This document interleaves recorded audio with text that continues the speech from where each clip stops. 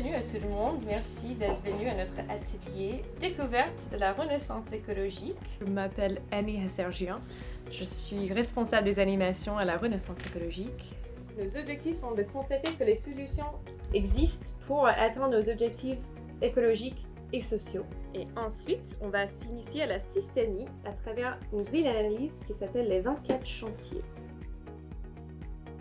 Pour moi, la fresque représente un monde meilleur, mais aussi tout ce qui est imagination, créativité, tout ce qu'on est capable de faire si on est ensemble.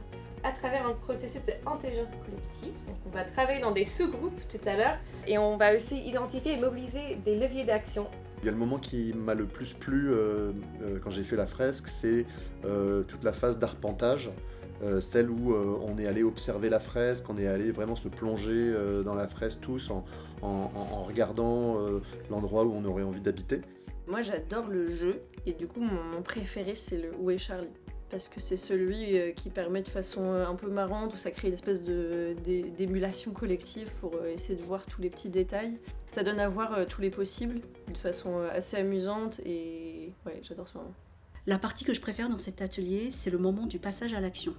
Quand tous les participants se regroupent autour d'une thématique et qu'on commence à discuter de ce qui est faisable, on commence aussi à partager les pratiques que l'on connaît et que l'on estime actionnables. Des gens qui se connaissaient même pas, au bout de quelques minutes, et parfois ils soumettent des idées qui sont extra. Quand on parle de transition écologique et sociale, ou quand on parle de construire un monde durable, pérenne, en réalité, c'est des choses qui sont assez abstraites. Alors que cette fresque de la Renaissance écologique, elle présente une vision qui est accessible, qui est abordable, et elle présente aussi un territoire qui finalement ne nous est pas étranger, et on se rend compte qu'aujourd'hui, des acteurs existent, que des actions sont déjà mises en place, et que cela n'attend que nous de pouvoir à notre tour rejoindre ce mouvement qui a été initié par d'autres. Alors, avec mon groupe, nous avons travaillé sur la thématique de la biodiversité et ce qui nous semblait important, c'était de faire ressortir le fait que le vivant est partout dans nos vies. Mon phase préférée, je dirais, serait la restitution parce que j'aime bien voir toutes les idées qui ont ressorti.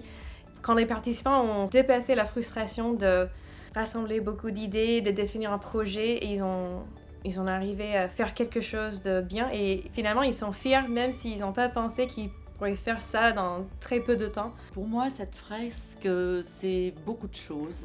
D'abord, je trouve ça incroyable qu'elle soit inspirée de la fresque de Lorenzetti, qui a été faite il y a quand même 600 ans, et qui est tout à fait actuelle parce qu'on voit les problèmes politiques auxquels on est confronté aujourd'hui et les effets d'un bon gouvernement ou d'un mauvais gouvernement.